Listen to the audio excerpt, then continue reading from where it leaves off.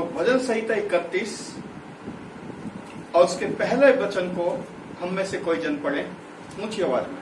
हे यहोवा, मेरा भरोसा तुझ पर है। मुझे कभी लज्जित होना ना पड़े। तू अपने धर्मी होने के कारण मुझे छुड़ा ले। आमीन, हालेलुया। हालेलुया।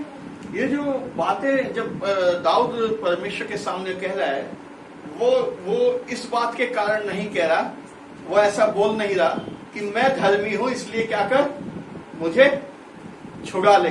हालेलुया। हम में से बहुत से लोग ऐसे होते हैं, हमने तो कोई गलत काम नहीं किया, हम तो बहुत अच्छे हैं। मैं आपको बताऊं, रोमियो की पुस्तक में 30 अध्याय उसके 23वें वचन में इस प्रकार लिखा है, कोई धर्मी नहीं, एक भी नहीं। हालेलुया। कोई धर्मी नहीं, एक भी नहीं। जब धार्मिकता की बात आती है और मनुष्य सोचते हैं कि मैं धर्मी हूं, मैं आपको बताना चाहता हूं, नहीं है। इस पूरे संसार में एक भी व्यक्ति धर्मी नहीं है जो परमेश्वर के सामने ये कह सके कि मेरे धर्म के कारण मुझे छुड़ा ले। Hallelujah, hallelujah, hallelujah. मेरे यहाँ पर दाऊद भी क्या बोल रहा है, मेरे धर्म के कारण नहीं, मेरी धार्मिकता के कारण नहीं, अपने धर्मी होने के कारण मुझे क्या कर ले, छुड़ा ले। जब हम कई बार परमेश्वर के सामने जाते हैं तो हम बड़े घमंड से बात करते हुए जाते हैं, मैं तो ये करता हूँ चर्च में, मैं तो ये करता हूँ चर्च में, मैं तो तेरे लिए ये करता हूँ, मैं सारी बातों को मानता हूँ। वो व्यक्ति तो ऐसा नहीं है, वो व्यक्ति तो ऐसा नहीं है। हमारे अंदर दोष लगाने वाली जो स्थिति है वो फटाफट आएगी। हम कहेंगे हम ठीक है और हम तुम्हारे लिए ऐसा करते हैं, लेकिन दूसरा व्यक्ति नहीं ऐसा। बाइबल में भी यीशु मसीह ने 2 व्यक्तियों के लिए बोला कि एक व्यक्ति जो था वो चुंगी लेने वाला था और एक व्यक्ति जो था वो फरीसी था। फरीसी मीन्स एक धार्मिक उपाधि, एक ऊंचे स्थान पर। अब वो परमेश्वर के सामने जो फरीसी है बोल रहा है, मैं दशवांश देता हूं, मैं सारी बातों को मानता हूं, हालेलुया, सब काम सही से करता हूं और मैं इस चुंगी लेने वाले की तरह नहीं हूं। हालेलुया, मैं इस चुंगी लेने वाले की तरह नहीं। और चुंगी लेने वाला क्या कर रहा है, वो सर भी नहीं उठा रहा अपना, वो परमेश्वर के सामने सर झुका के बोल रहा है, प्रभु मैं बहुत पापी हूं, मेरे से बड़ा पापी शायद कोई हो, लेकिन प्लीज अपनी करुणा के कारण मुझे बचा ले।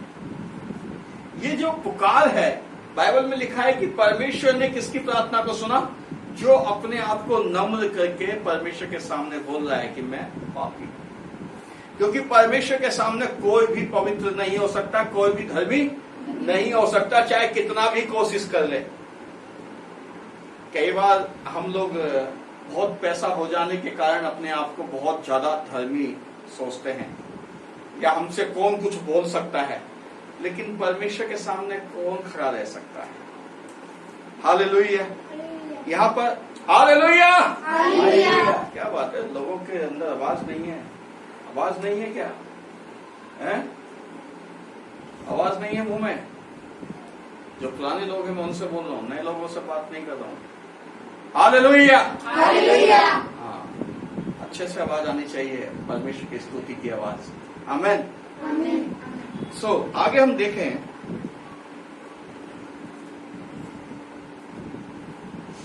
पांचवें वचन को कोई पढ़े। मैं अपनी आत्मा को तेरे ही हाथ में सौंप देता हूँ, है यहोवा, है सत्यवादी ईश्वर ने, तूने मुझे मोल लेकर मुक्त किया है। आमीन, हालेलुया। आज जब इस बात को बोलते ना, मैं अपनी आत्मा तेरे हाथ में सौंप देता हूँ, मैं आपको बताऊं, हम सब लोगों ने कहीं ना कहीं अपनी आत्मा गिरवी रखी हुई है। किसके हाथों से, किसके हाथों में? शैतान के हाथों में। जब हम झूठ बोलते हैं, जब दूसरों के लिए बुराई करते हैं, जब दूसरों के लिए कहते हैं ये तो खराब है, यहां तक कि अपने लिए भी जब बोलते हैं मैं तो बहुत खराब हूं, क्योंकि ये शरीर भी हमारा नहीं है, परमेश्वर ने इसको बना के दिया है। आमेन, हालेलुया। सो इसके बारे में भी हम बुरा नहीं बोल सकते हैं। जब भी हम बुराई करते हैं, बुराई की बातें हमारे जीवन से निकलती हैं, हम अपनी आत्मा को किसको देते हैं? शैतान को। हालेलुया। लेकिन दाऊद कहता है कि मैं अपनी आत्मा तेरे हाथों में सौंपता हूं। हमारे अंदर से, हमारे मुख से इस बात को अंगीकार होना चाहिए, हे प्रभु मैं अपनी आत्मा तेरे हाथों में सौंपता हूं। यीशु मसीह ने क्रूस पे कहा, हे परमेश्वर मैं अपनी आत्मा तेरे हाथ में सौंपता हूं। आमेन, हालेलुया। कितने जन हैं, कितने लोग हैं जिन्होंने प्रभु यीशु मसीह को ग्रहण किया है, जिन्होंने बपतिस्मा लिया वो इस ओके, लेकिन जिन्होंने बपतिस्मा नहीं लिया उनकी बात कर रहा हूं मैं। हाँ, हम जब प्रभु यीशु मसीह को ग्रहण करते हैं तो उसी समय अपनी आत्मा क्या करते हैं? परमेश्वर के हाथों में सौंप देते हैं।